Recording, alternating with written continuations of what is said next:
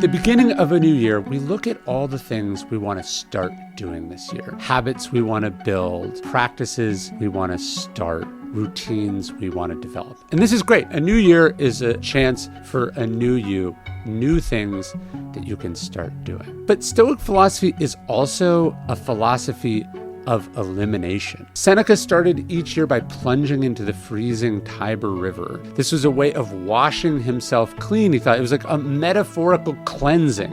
And Marcus Aurelius said the essential question in all things, but especially at the end of the year, was to ask yourself, is what I'm doing essential? He says, because so much of what we do is inessential, or worse, it's destructive and harmful. And so here, looking at a new year, let's ask ourselves, what habits, what practices, what routines are we going to let expire at the end of 2024? And with their elimination, who will we allow ourselves to become in 2025? Because that's what Stoic philosophy is, looking at ourselves in the mirror and saying, which parts of myself should I keep, should I continue to develop, and which parts of myself do I need to stop? And so here at the end of a new year, let's think about what habits and practices and routines we're going to stop, we're going to eliminate, so there can be a better and new you in 2025. Nobody likes getting up early, not even Marcus Aurelius. In Meditations, he talks about trying to get up early, and he has this fantastic conversation with himself. He goes, but it's warmer under the covers. And he says, is that what you were put here to do? To huddle under the blankets and be warm? He says, we're all put here for a purpose. We have a nature, we have a duty, and we have to go and we have to do that. And the morning is the best time to do stuff, to get stuff done. So that's why the Stoics tried to get up early. I say tried because they didn't always do it, and it wasn't always easy, and they didn't always like it. They tried to do it anyway. Marcus Aurelius had a lot to complain about. A lot goes wrong. He doesn't meet with the good fortune that he deserved. He's betrayed. He's misled. People lie to him. People try to take things from him. He has a job that he doesn't even want.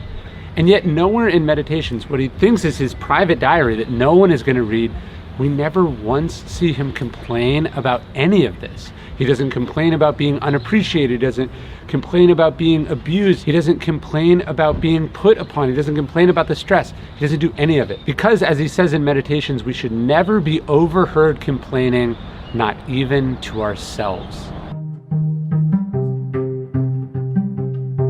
People don't seem to understand this one really important thing. It's that you have a superpower. You have the power, Marcus Aurelius says, to have no opinion. He says, remember, events, things are not asking to be judged by you. You don't have to have an opinion about this, he says. You can just see it as it is. You can think nothing of it. You don't have to label it. You don't have to put it in categories. You don't have to say it's fair or unfair, positive or negative, smart or dumb. Just accept it as it is. The Stoics try to see the world as objective.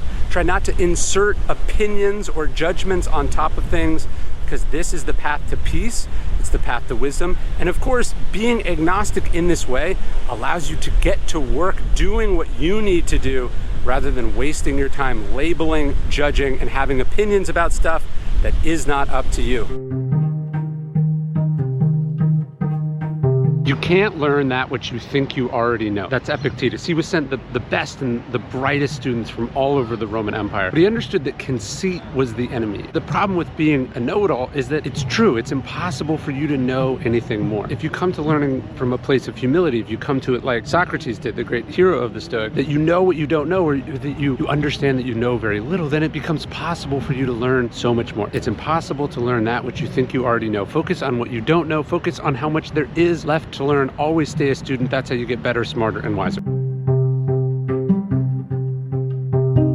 The essence of Stoic philosophy is being in command of yourself. Seneca says, no one is fit to rule who is not first master of themselves. And the reason we're not masters of ourselves is we give that power over to someone or something else. Drugs, alcohol, codependency. The Stoics, it was about being in control of yourself, not your urges, not your desires. Seneca himself actually defines poverty as not having too little but wanting more. The reason we battle our addictions, the reason we try to get clean, the reason we practice discipline, so we can be fit to be good parents, to be leaders, to be bosses. If we're not in command of ourselves, if something or someone, some urge or some substance, if that's really what's ruling our life, That is not a good place to be.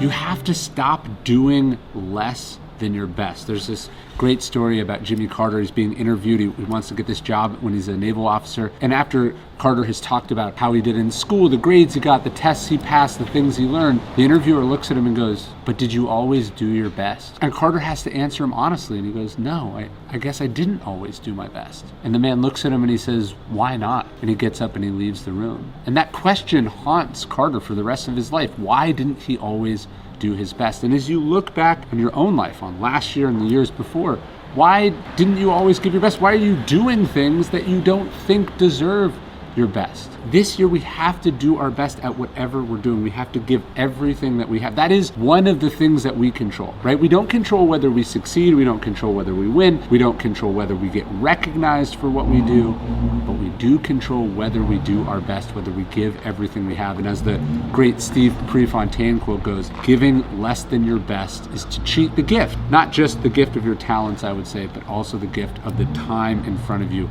the life you've been given.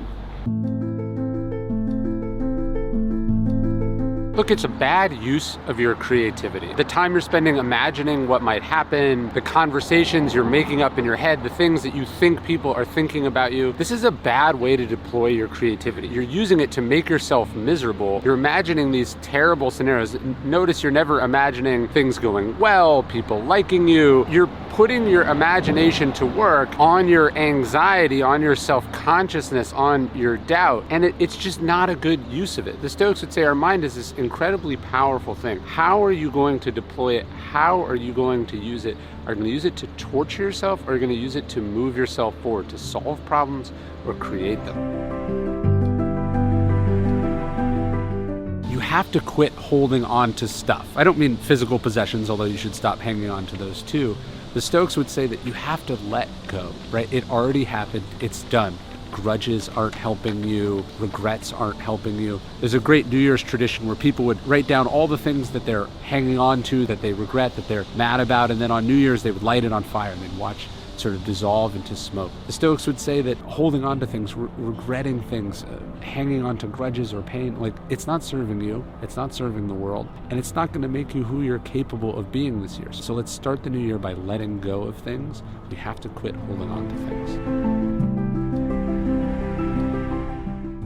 I don't have goals. I have zero goals. I'm not trying to sell a certain number of copies. I'm not trying to write a certain number of books. I'm not trying to beat anyone. I'm not trying to be the best at anything. I don't really care about bestseller lists. I'm trying to do the thing. I like doing the thing. I wake up every day. I try my best. I put in my hours. I focus on what I control. I control what I put in. I control the effort that I put in. I control the energy that I direct at it, the brain power that I put in it. Everything else is not really up to me. So I leave that where it is. My goals are to be the best that I'm capable of being, to realize my potential. That's what I wake up and do. And to focus on specific metrics or specific goals or specific accomplishments, to me, is artificially delimiting. It's like putting a ceiling on it. My job is to do my best, to do the thing. That's what I want to keep doing. To do the thing, to do the writing, to do the work. Let the chips fall where they may. I don't need goals. I don't need that as my motivation, so that's not what I focus on.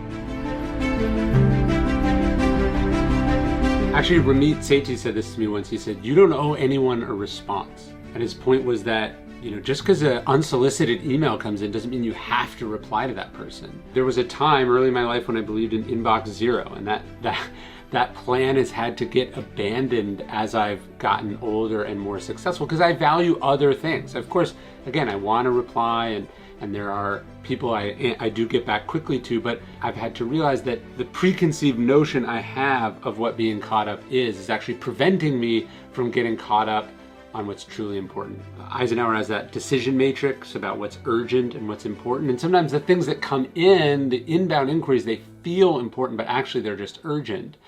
And as you're tackling them, what you're ignoring is what's actually important, but not necessarily urgent. Don't look for the third thing this year. In Meditations, Marcus Aurelius says, okay, you did something good. Someone benefited from it, right? That's 1 and 2. The third thing he said is asking to be recognized for it, asking to be thanked for it, asking to be paid in return for it. He says, no, you have to stop looking for the third thing, right? Again, what do we control? What we don't control? We control what we do. We don't control whether people appreciate it. We don't control whether people understand it. We don't control whether it's liked in its own time. We only control what we do. If you want to have more resources, more happiness this year, one of the things you can do is stop looking for credit, attention, recognition, compensation in return, and focus instead on, did you do your best? Did you do a really good job? Did you give everything that you had? Do you think you made a positive contribution to the world, to humanity, to the common good? If so, then you have been paid back. You have been recognized. You did what your nature demanded, the Stoics would say. You did your job, and that's enough. Show me who you spend time with, and I will show you who you are. It's a great expression. It's this idea that we become like the people we spend the most time with. But I think it's true not just for people, but for information. What does your information diet look like? Who are you spending time with? Who are you giving access to your brain? In Meditations, Marcus Aurelius says, our soul is dyed by the color of our thoughts. You know, we're dyed by the inputs, by the things that we allow access to. So if you're spending all your time on social media, if you're following nothing but breaking political news and opinion, if you're dwelling on things that are inconsequential or superficial or materialistic, you're going to become dyed and changed by that. But if you spend time with the wisest and smartest people who ever lived, if you look backwards to history, if you surround yourself with great books and great ideas and great people, you can become like that too. When people find out that you're a runner, they always ask, are you training for a marathon? And the answer is no. I'm training for this, right? Running every day, that's the marathon, right? Running when you don't want to, running when you're tired, running when it's cold, running when it's hot. Doing it, pushing yourself, that's the marathon. Seneca says, we treat the body rigorously so that it's not disobedient to the mind. We're training ourselves, we're training our muscles literally. We're also building the muscle that makes us do stuff day to day, that runs the marathon of life. We're developing the ability to push ourselves, to demand stuff from ourselves. And that's the ultimate race. That's the competition, right? You're competing with yourself. You're competing with the desire to not do it. If you're competing with anyone, you're competing against all the people that are doing nothing, that are staying on the couch. Epictetus' great line was, run races where winning is up to you. The race against yourself, the race against the desire to not do it, the race against the impulse to stay on the couch, that's where we're challenging ourselves. That's where we're pushing ourselves. That's the race that you're doing every single day. All fools in life have one thing in common, according to the Stoics. Seneca says what they all have in common is that they're always getting ready to start. They are delaying to live because they think they have the future, they think they have forever. They say, I'm not ready, or they say, I'm gonna do it after. I'm gonna do it once this thing happens, when conditions are more favorable. They never say to themselves, I'm never going to do it. They say, I'm going to do it later. But no one knows what the future holds. No one knows how much time we have left. Life is happening right now, this second. In fact, the time that ticks by, the Stoics say, belongs to death. It's dead. It can never be recovered. So don't be a fool. Don't delay. You could be good today, Marcus Aurelius reminds us, but instead you choose tomorrow.